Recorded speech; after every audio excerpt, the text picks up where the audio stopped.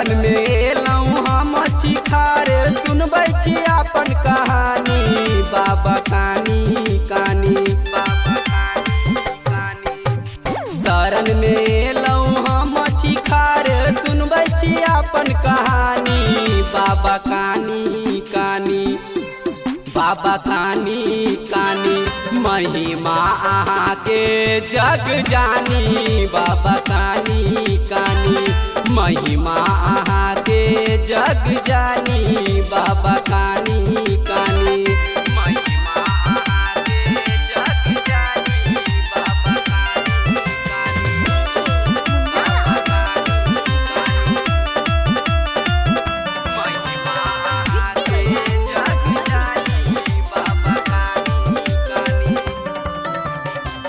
बाबा विश्वकर्मा के महिमा महानियो सबके बनावे छथिन सुंदर मकानियो बाबा विश्वकर्मा के महिमा महानियो सबके बनावे छथिन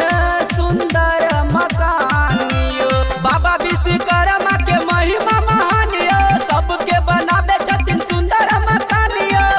सबके बनावे छथिन सुंदर मकानियो शरण में एलौं हम चिखार सुनबै छी अपन कहानी बाबा कानी कानी बाबा कानी कानी महिमा अहाँ के सब जानी बाबा कानी कानी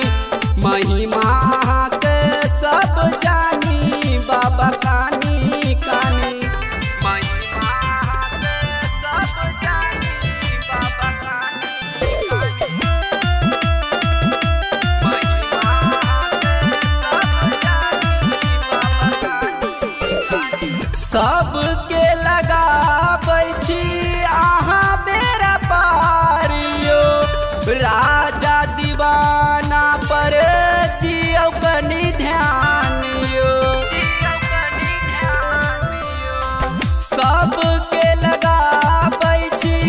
अहाँ बेरा पारियो राजा दीवाना पर दियौ बाबा ध्यान यो सबके लगाबै छी अहाँ बेरा पारियो राजा दीवाना पर दियौ बाबा ध्यान यो राजा दीवाना पर दियौ बाबा ध्यान यो शरण में एलौं हम चिखार सुनबै छी अपन कहानी बाबा कानी कानी बाबा कानी कानी महिमा अहाँ के सब जानी